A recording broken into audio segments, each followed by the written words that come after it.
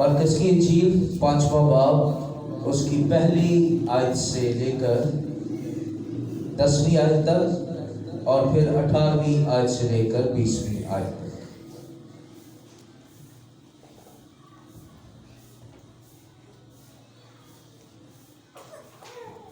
मेरे साथ निकालिएगा मरकज़ की इंजील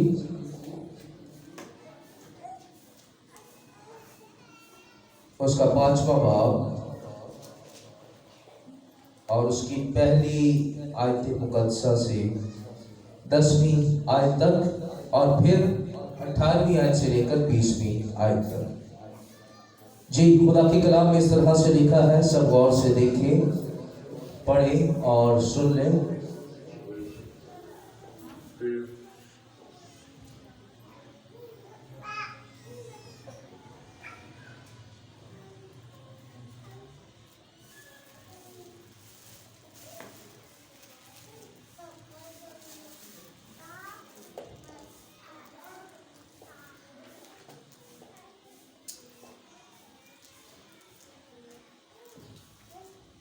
जी, मरकज़ की इंजील 5वां बाब और उसकी पहली आयत से मैं पढ़ने लगा। खुदा के कलाम में इस तरह से लिखा है, आप सुने भी और इस हवाले को देखते भी जाए। लिखा है, और वो झील के पार गरासीनियों के इलाका में पहुंचे, और जब वो कश्ती से उतरा तो फिलफौर एक आदमी जिसमें नापाक रूह थी कब्रों से निकलकर उससे मिला।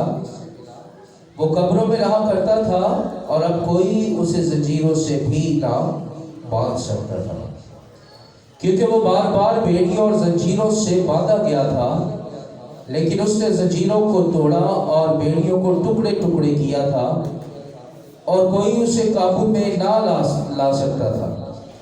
और वो हमेशा रात दिन कब्रों में और पहाड़ों में चिल्लाता और अपने तई पत्थरों से जख्मी करता था। वो यीशु को दूर से देखकर दौड़ा और उसे सजदा किया और बड़ी आवाज से चिल्लाकर कहा, ऐ यीशु, खुदा ताला के फर्जंद, मुझे तुझसे क्या काम? तुझे खुदा की कसम देता हूं, मुझे अजाब में ना डाल। क्योंकि उसने उससे कहा था कि ऐ नापाक रूह इस आदमी में से निकल आ। फिर उसने उससे पूछा, तेरा नाम क्या है? उसने उससे कहा, मेरा नाम लश्कर है, क्योंकि हम बहुत हैं। फिर उसने उसकी बहुत मिन्नत की कि हमें इस इलाके से बाहर ना भेज। 18वीं आयत। और जब वो कश्ती में दाखिल होने लगा तो जिसमें बदरूहें थी उसने उसकी मिन्नत की कि मैं तेरे साथ रहूं, लेकिन उसने उसे इजाजत ना दी, बल्कि उससे कहा कि अपने लोगों के पास अपने घर जा और उनको खबर दे कि खुदावंद ने तेरे लिए कैसे बड़े काम किए और तुझ पर रहम किया।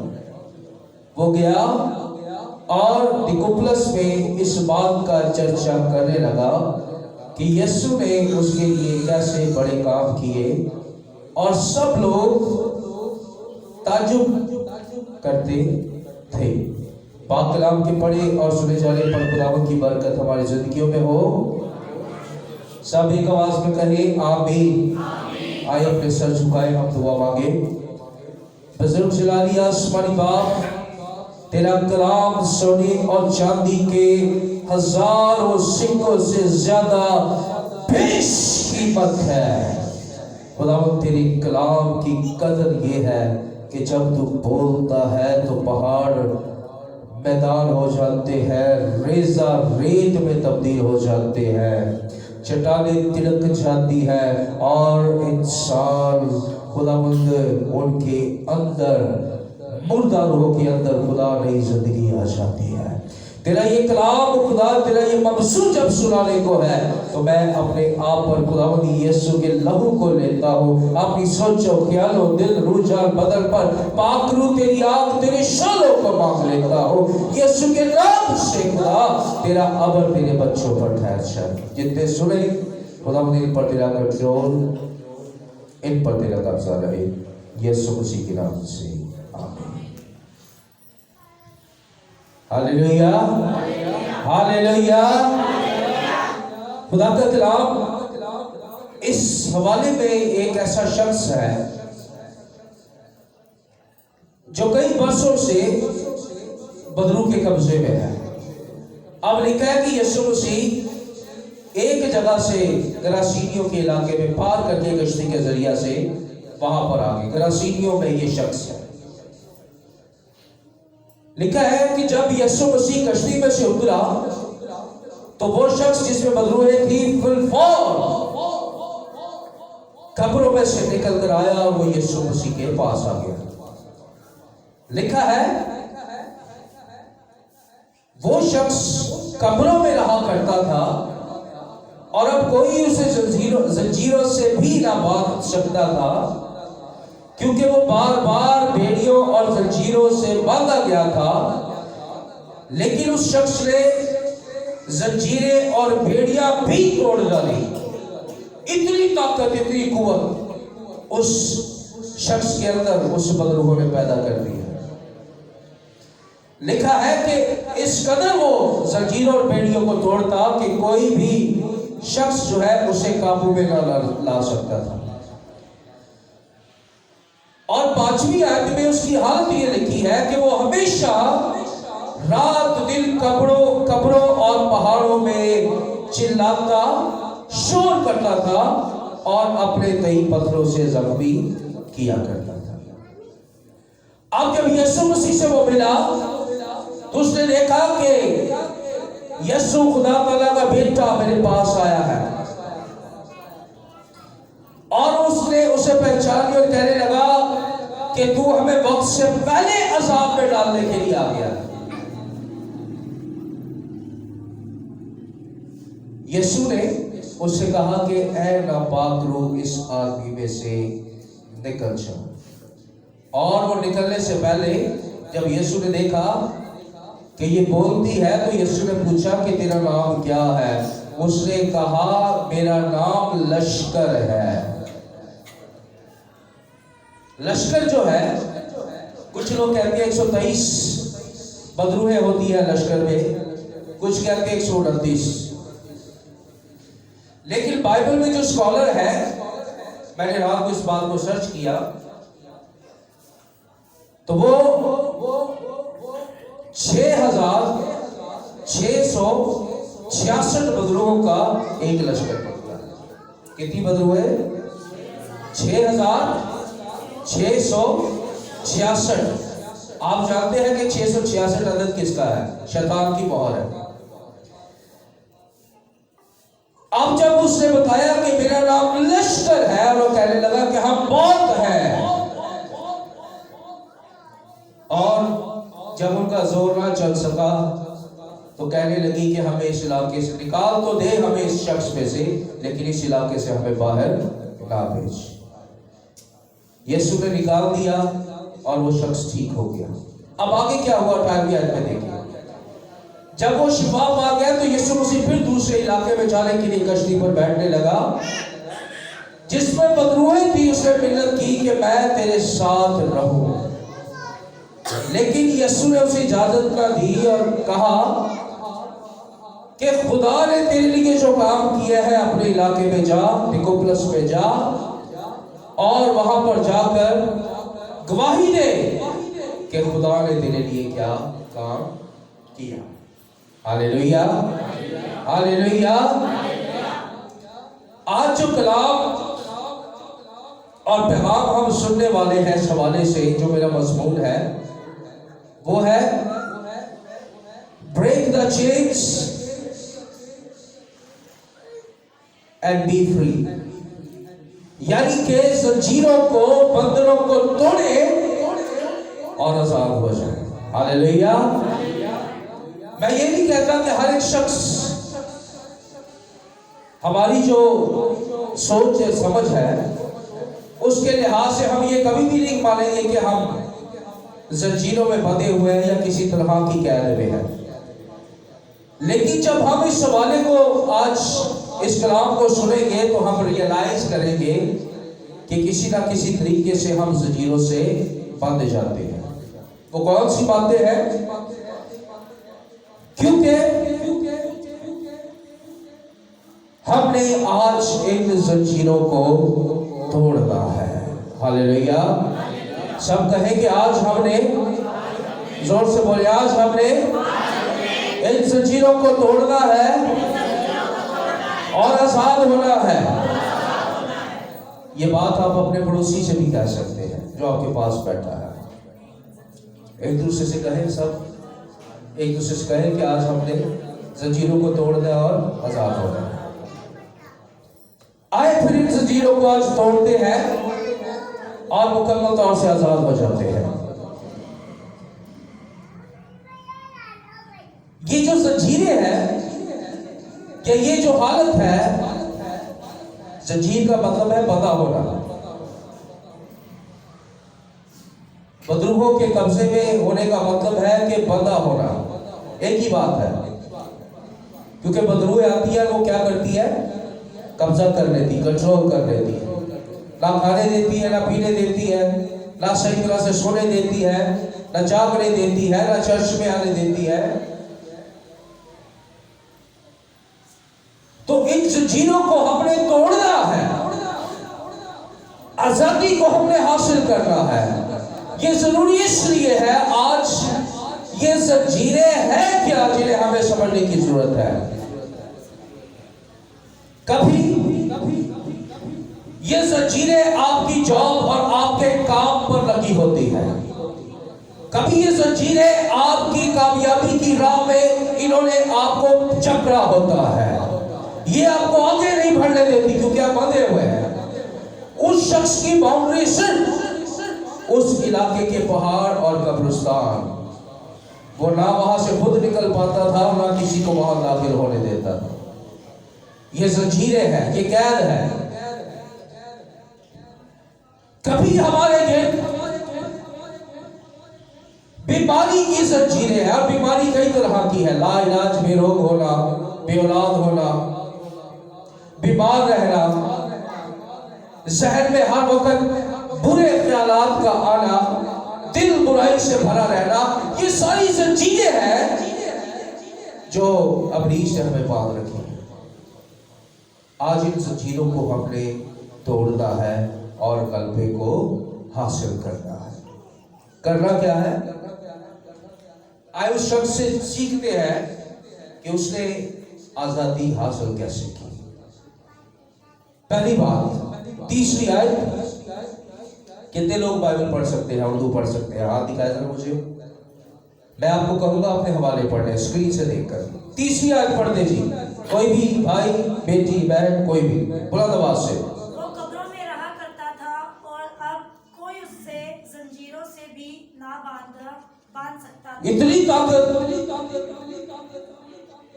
कि उसे इंसान कंट्रोल करने के लिए जंजीरें बांधते हैं, लेकिन इंसान की बंधी हुई जंजीरें वो तोड़ डालता है। क्यों? क्योंकि उसे इब्लीस ने बांध रखा है, और इब्लीस चाहता है कि जैसे मैच को मैंने बांधा हुआ है, ये वैसे ही बंधा रहे। सबसे पहली बात, जब हम इस हवाले को पढ़ते हैं, तीसरी आयत को, कि वो कब्रों में रहा करता था, कोई उसे जंजीरों से भी ना बांध सकता था।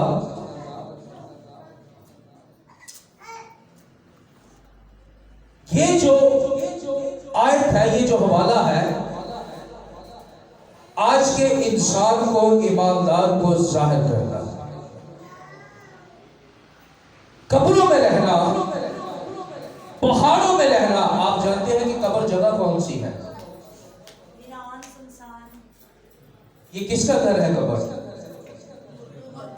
किसका घर है? ये कब्रिस्तान में मुर्दे दफनाए जाते हैं, ये मुर्दा घर है। लेकिन वो शख्स तो जिंदा है, तो भी बदरूहों ने उसे वहां पर बांधा हुआ है कि बिलाखिर इसकी आखिरी स्टेज, हम इसे पकड़ते पकड़ते जब ये मरने वाला हो जाएगा तो हम इसे यही रखेंगे। लेकिन मैं आपको आज इनकरेज करना चाहता हूं और आपको पहली बात खुदा के कलाम में से सिखाना और बताना चाहता हूं कि यीशु मसीह में अपनी जिंदगी को गुजारे, यीशु में रहे, ना कि मुर्दा बनकर कब्र में अपनी जिंदगी को गुजारिएगा। यीशु मसीह जब इस दुनिया में आए, फकीर फरीसी चलते फिरते थे, जिंदा थे ना, फकीर फरीसी चलते फिरते तालीम देते, कलाम सुनाते। लेकिन जब यीशु मसीह ने उनको देखा तो उनको कहा कि ये सफेदी फिरी हुई कब्रें हैं। क्या कहा यीशु ने? ये सफेदी फिरी हुई। यीशु की नजर में वो मुर्दा है। सफेदी फिरी कब्र का मतलब है कि चलती फिरती लाश है और ये कब्र के अंदर है, कैद के अंदर है। लेकिन वो तो बोलते थे, उन्होंने कहा कि यीशु को शरीफ लो। वो कहते थे कि ये कुफर बकता है, कौन खुदा का बेटा हो सकता है। कलाम भी जानते थे, लेकिन यीशु और खुदा की नजर में वो मुर्दा है। मेरे अजीजों, इस नए साल का आखिरी इतवार है और मैं ये चाहता हूं कि हम अगर रूहानी एतबार से मुर्दा है, कब्र में है, तो हम उससे बाहर आ जाए, हम जिंदा हो जाए। क्योंकि जिंदा शख्स ही खुदा के जलाल का सबब बनता है। आज मुर्दा कौन है? मुर्दा वो है जो किसी ना किसी तरीके से नाकामी के कब्जे में है, पोजेशन में है। मत्ती की इंजील 22वां बाब 32वीं आयत निकालिएगा। मैं अब क्यों इस पर जोर दे रहा हूं? जिंदा होने पर आप इस वाले को पढ़ेंगे तो आपको पता चल जाएगा। मत्ती 22वां बाब और उसकी 32वीं आयत। जी पढ़े जरा, कोई भी पढ़ दे। मैं अब्राहम का खुदा, इसहाक का खुदा और याकूब का खुदा हूँ। वो तो मुर्दों का खुदा नहीं बल्कि जिंदों का है। क्या लिखा है बाइबल मुकद्दस में? जिंदों का खुदा है। वो तो मुर्दों का खुदा नहीं, बल्कि वो किसका खुदा है? जिंदों का खुदा है। गुज़रे दिनों मैं इसी इलाके में एक घर में गया और खुदा की रूह ने वो घर मुझे इस तरह से दिखाई जैसे कोई गार हो, लाइक अ ग्रेव, कब्र की तरह से वो घर था। और उस घर के अंदर सारे के सारे लोग बदरू के कब्जे में, सब लोग बदरू के कब्जे में। वो फैमिली आज नहीं आई। मैं उनके घर गया, वो मुझे सुबह फोन करते कि बेटी के गला दबा रही है बदरू। मैं भागा जाता, उनके लिए दुआ करता। फिर शाम को वो फोन करते कि दोबारा आए, फिर वो बदरू गला दबा रही है। मैं जाता, दुआ करता, ज्यादा नहीं 5 मिनट में दुआ करता और वो बेटी कहती मैं ठीक होगी, बिल्कुल कोई गला खराब नहीं है, बिल्कुल जिस्म हल्का। जब 2 बार तीसरी बार बुलाया तो फिर तीसरी बार मैं गया और मैंने उस बेटी को अपने सामने बिठाया, बिल्कुल ही सामने, और मैंने उससे अंजील की मुरादी की खुशखबरी सुनाई। मैंने कहा कि आप रूहानी एतबार से मुर्दा हो चुकी है, इसलिए बदरू है आपको पकड़ती है, आप कब्जे में है। कहती है मेरा शौहर, ये भी जंजीर है, कहती है मेरा शौहर लड़ता रहता है हर वक्त, पता नहीं क्यों इतना गुस्सा करता है। फिर कहती है कि मुझे पता नहीं चलता। ये सारी जंजीरें हैं जिनसे इब्लीस ने बांधा हुआ है और उसने हमें मुर्दा किया हुआ है। आप किसी जिंदा शख्स को कब्र में डाल सकते हैं? जरा कोशिश से करो, और लाएगा ठीक नहीं तो आप कोशिश करके देख लें। लेकिन मुर्दा को कब्र में डाला जा सकता है।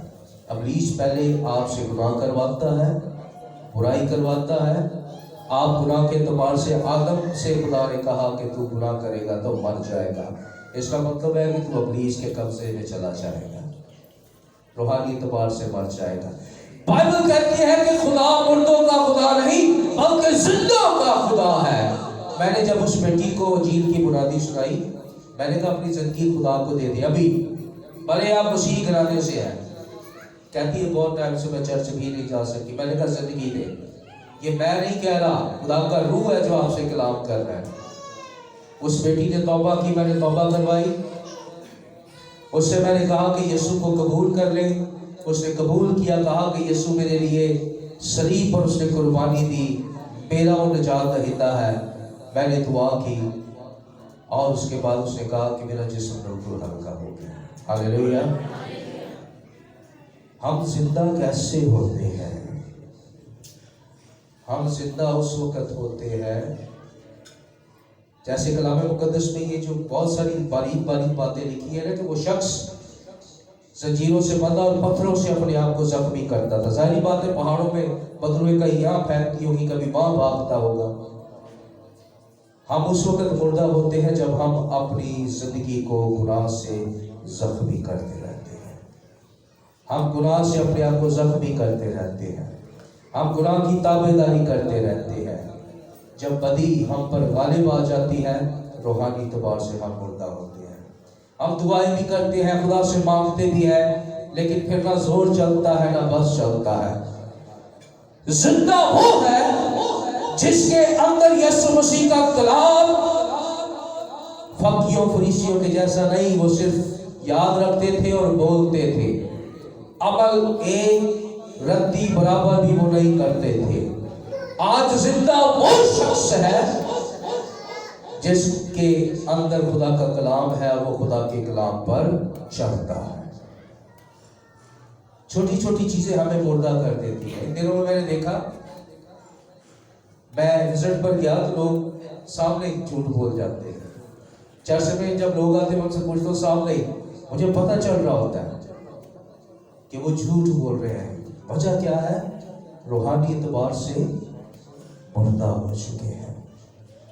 हमें जिंदा होना है, क्योंकि अगर हम मुर्दा है, कब्र में है, तो खुदावंद को जितना मर्जी बुलाता रहे, बाइबल कहती है वो तो मुर्दों का खुदा नहीं बल्कि जिंदों का खुदा है।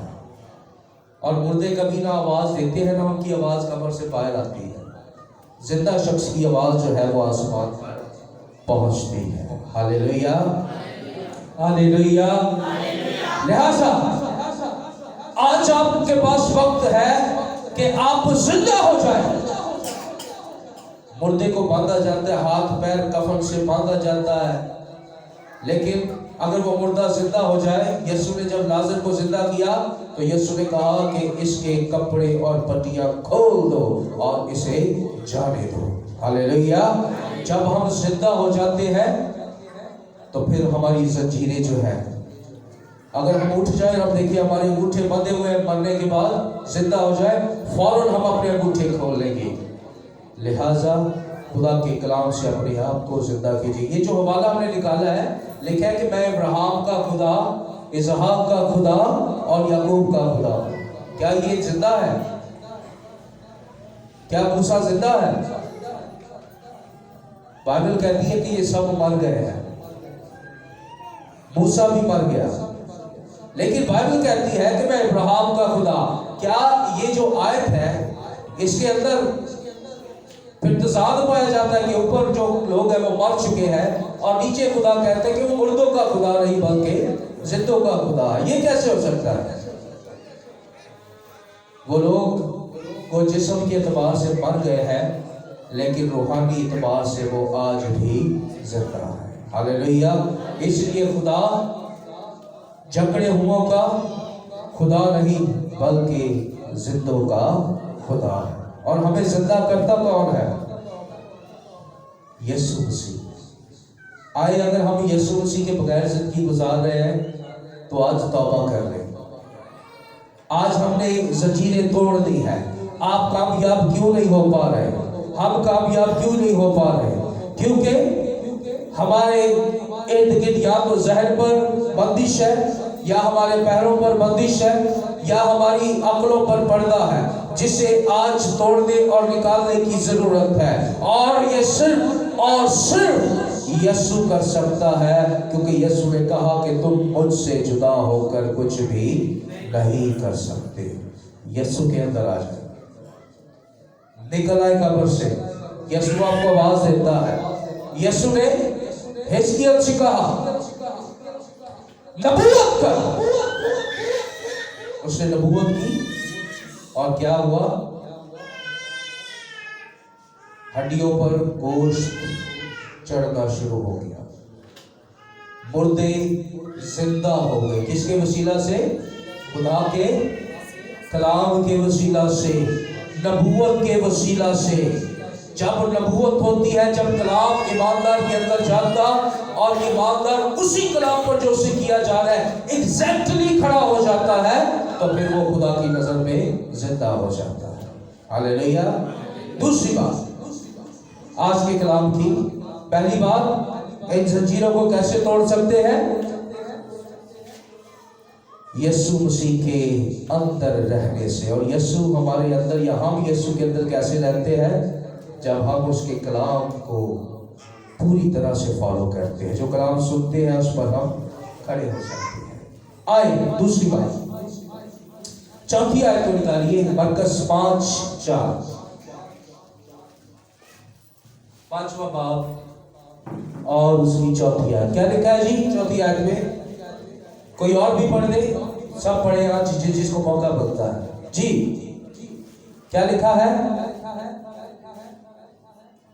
शाबाश बहनों भाइयों, कोई भी पढ़ दे।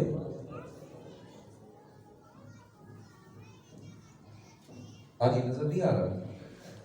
पढ़ दे, कोई भी पढ़ दे। इतना बड़ा बड़ा स्क्रीन तो लिखा है। चौथी आयत।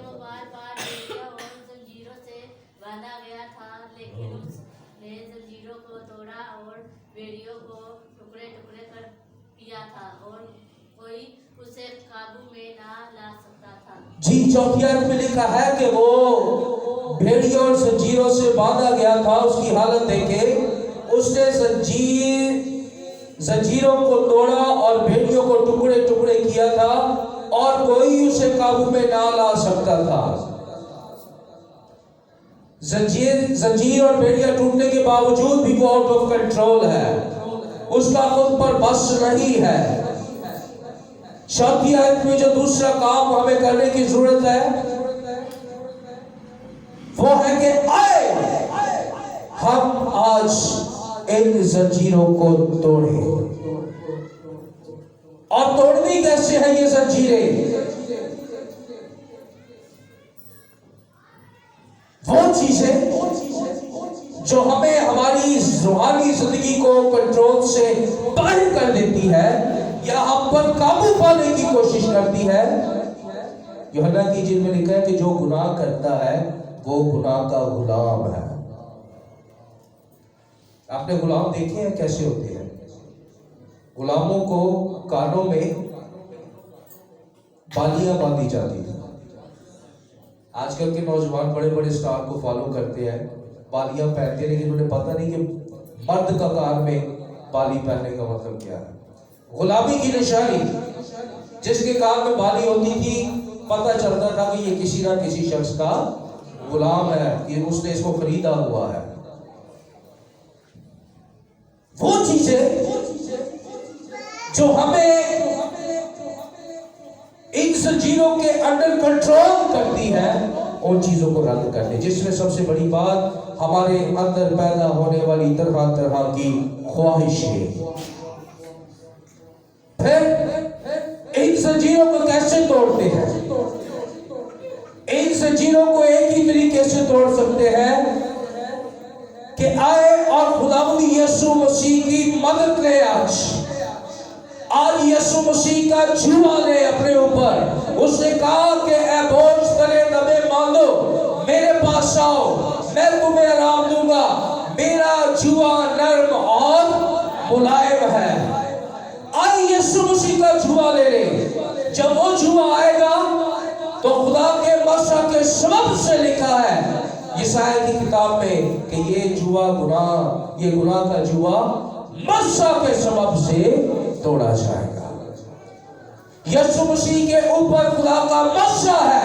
मदद ले यीशु से, बुलाए उसको और कहे खुदावंद मदद कर। शागिर्द जब कश्ती में डूबने लगे, सब कुछ कर लिया, पानी निकाल लिया, सामान, लेकिन बिल आखिर उन्हें याद आया कि यस्सु भी हमारी कश्ती में मौजूद है। उन्होंने उठाया और कहा कि यस्सु, ऐ खुदावंद हमारी मदद कर। वो उठा और लिखा है कि उसने उस कश्ती को जो पानी में कंट्रोल से बाहर थी, यस्सु मसीह ने हवा और पानी को डांटा और लिखा है कि सब कुछ नॉर्मल हो गया। हालेलुया। पतरस, यीशु जब उसके पास गया, सारी रात कहने लगा, खुदावंद सारी रात हमने जाल डाला है लेकिन कोई भी मछली हमारे पास नहीं आई। चेंज है ना, बंधन है कि बरकत नहीं मिल पा रही, जैसे चाह रहे वैसे नहीं मिल पा रही।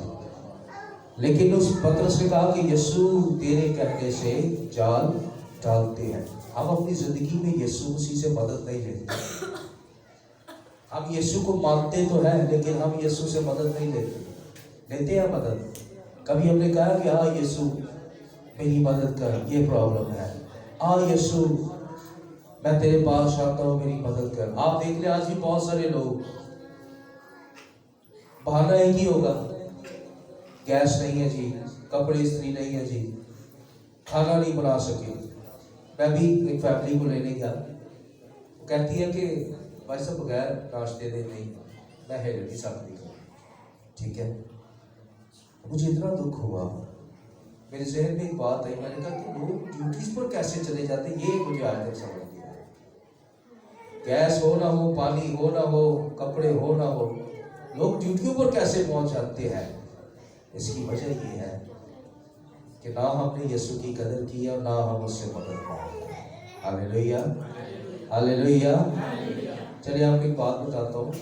मेरा छोटा भाई माइकल जब रात को आता है तो अक्सर रात को गैस चली जाती है 10:30 के बाद। ठीक है, तो अक्सर ये चूल्हा जलाता है और मैं इसको कहता हूँ कि तुम जला चूल्हा, गैस आ जाएगी, हालांकि नहीं होती। तो वो उसका ईमान है, कहते हैं कि मैं जलाऊंगा और गैस आ जाएगी। और वो अक्सर कहता है कि यीशु के नाम से होता है ऐसा कि गैस आ जाती है। Hallelujah, hallelujah. तो देखने में तो बज़ाहिर ये बड़ी छोटी सी बात है, लेकिन ये बहुत बड़ी बात है जिसे हम करते नहीं कि यीशु मसीह से अपनी जिंदगी में हम मदद को मांगे। Hallelujah, hallelujah. तीसरी और आखिरी बात कि हम कैसे जंजीरें तोड़ सकते हैं। उस शख्स की जंजीरें यीशु ने मदद की और जंजीरें टूट गई। आखिरी हिस्सा कलाम का उसकी तरफ चलते हैं। लिखा है कि 18 आयत में, और जब वो कश्ती में दाखिल होने लगा तो जिसमें मदरूबे थी उसकी मिन्नत की कि मैं तेरे साथ रहूं। लेकिन लिखा है कि उसने उसे इजाजत ना दी, बल्कि उससे कहा कि अपने लोगों के पास अपने घर जाओ, उनको खबर दे कि खुदावंद ने तेरे लिए कैसे बड़े काम किए और तुझ पर रहम किया। लिखा है कि वो इस बात का चर्चा करने लगा। कभी कभी हमारी जिंदगी में पता है क्या होता है? तीसरी बात, हम इतना खुदा खुदा करते हैं, इतना ज्यादा प्रशिश करते हैं, इतना ज्यादा कलाम सुनते हैं। अब यीशु ने इसको आजाद कर दिया, इसका मतलब यह है जो आजाद हो जाता है, यीशु की बरकत, यीशु का मसा उसके अंदर ठहर जाता है। वो चाहे तो अगर उसको संभाल कर रखे, जो खुद आजाद होता है, शिफा पाता है, वो दूसरों के लिए दुआ करे तो लोग भी शिफा पाएंगे। लेकिन हम उस मसा को जाया कर देते हैं। करते क्या है? सिर्फ हम दुआ, प्रशिक्षण, कलाम सुनने और सुनाने में लग जाते हैं। हम करते क्या नहीं? जो काम यीशु ने हमारी जिंदगी में किए हैं, हम उन कामों का चर्चा नहीं करते, हम उन कामों की गवाही नहीं देते, हम उन कामों के बारे में बताते नहीं है। जैसे लास्ट संडे हुआ, बड़ा मैं खिंच के कुछ 6-7 बंदे अकेले आते रहे, बड़ा खिंच के। हमारे अंदर तो इतनी दिलेरी होनी चाहिए कि हमें मौका मिले और हम यीशु मसीह की मुनादी करना शुरू कर दें। Hallelujah, hallelujah. अगर हम यीशु की गवाही नहीं देते, हमारी इतनी प्रशिश करने का, इतना कलाम सुनने का, इतनी दुआएं करने का फायदा क्या है? वो यीशु के साथ जाना चाहते हैं। यीशु तो कहता है कि मेरे पीछे चलो। क्या यीशु नहीं कहता कि जो कोई मेरे पीछे आना चाहे अपनी शरीर उठाए और मेरे पैरों, मेरे नक्शे कदम पर चलना वो कहता है यीशु मैं तेरे साथ रहूं, मुझे आने दे, लेकिन उसने कहा कि नहीं, जा और लोगों को जाकर खबर दे। जब हम अपनी जिंदगी में होने वाले कामों को दबाते रहते हैं, और ये दबाता कौन है? आपको पता है एक ही है जो हमें हमारे अंदर शर्म भी डाल देता है, झिझक भी डाल देता है, यीशु की गवाही नहीं देना। पता नहीं कैसे तू बोलेगा, कैसे बोलेगी, ये सोचे, ये बातें हमारे अंदर चलती है। ठीक है, आप जितनी ज्यादा गवाही देंगे, आपको मैं बताता हूं, आप बाहर जाइएगा, जिस शख्स को आप नहीं जानते उसे खड़ा कीजिए, कहिएगा भाई जरा रुके, मेरे पास एक गवाही है, मैं आपको सुनाना चाहता हूं। आप छोटी सी उसको गवाही दें, और गवाही देकर आप आगे बढ़ जाए, आप अपने अंदर खुदा की कुदरत को, खुदा के मस्सा को महसूस करेंगे। मैंने करके देखा है, मैंने एक्सपीरियंस किया है। जब हम गवाही देते हैं यीशु की कि यीशु ने ये काम किए, तो उसके बाद खुदा की कुदरत जो है वो हमें, क्योंकि हम कर क्या रहे होते हैं, जब हम गवाही दे रहे होते हैं, इसका मतलब है कि अब हमारी जिंदगी से खुदा को क्या मिल रहा है? जलाल मिल रहा है। और जब जलाल, खुदा की चमक, खुदा का नूर हमारी जिंदगी पर आएगा और हम उससे बहने देंगे, तो फिर हम कुव्वत और ताकत से भर जाएंगे। हालेलुया। आप गवाही देना शुरू कीजिए। आपने बहुत प्रशिश कर ली, बहुत कलाम सुन लिया, अब आपकी जिंदगी में खुदा जो काम करता जाए और लोगों को गवाहियां दे। यीशु ने बहुत सारे लोगों को अपने पीछे ना आने दिया, इसलिए कि उनकी गवाही के वसीला से पता चलेगा कि जो खुदा पर ईमान रखता है, मौत से आज भी होते हैं और नामुमकिन मौत से होते हैं।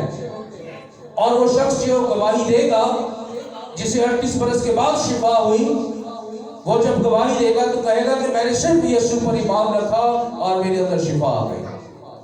हम करते नहीं, खुदा की कुदरत हमारे अंदर बहती नहीं, और जंजीरें जो है वो हमारे इर्द गिर्द बंधी रहती है। Hallelujah, hallelujah. मैंने 2-3 हफ्ते पहले टिकटॉक पर अपना अकाउंट बनाया। मैंने वहां पर अपना नया गीत जो स्टूडियो की रिकॉर्डिंग था उसे भी अपलोड किया, अपनी प्रस्तुति भी अपलोड की।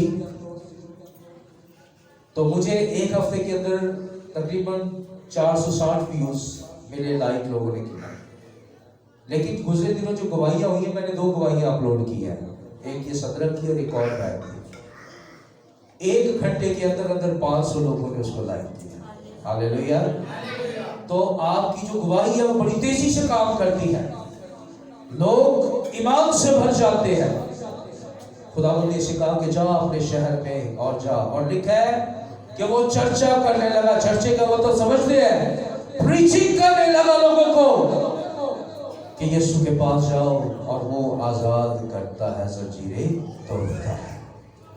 हमारी जिंदगी में मैंने शुरू में कहा, कलाम हासिल की तरफ आते हैं, बरकत इसलिए नहीं है, कामयाबी इसीलिए नहीं है क्योंकि हम बंधे रहते हैं। और हमने इन जंजीरों को तोड़ना कैसे है? 3 बातें मैं फिर से दोहराने लगा। आप चाहते हैं कि खुदा आपको बरकत दे, बहनों को, भाइयों को, आप कैसी भी बरकत चाहते हैं, आप चाहते हैं कि खुदा आपको बरकत दे, आपकी जंजीरें तोड़ दे। तीसरी आयत, यीशु मसीह में रहना शुरू कर दे, मुर्दा घर को छोड़ दे। दूसरी बात, आए यीशु की मदद से जंजीरों को तोड़े। तीसरी बात, यीशु मसीह के कामों का बयान करना शुरू कीजिए।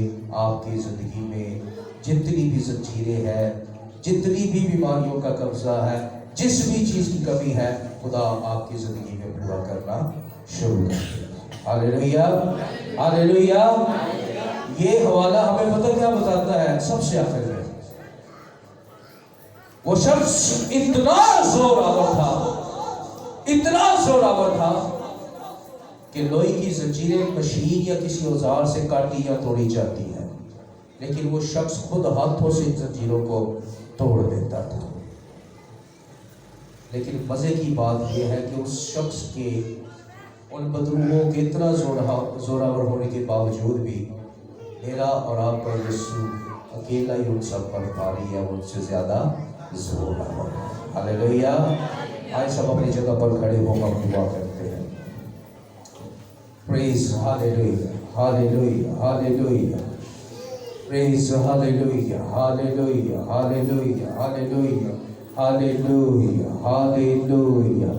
Rakabara shakababa.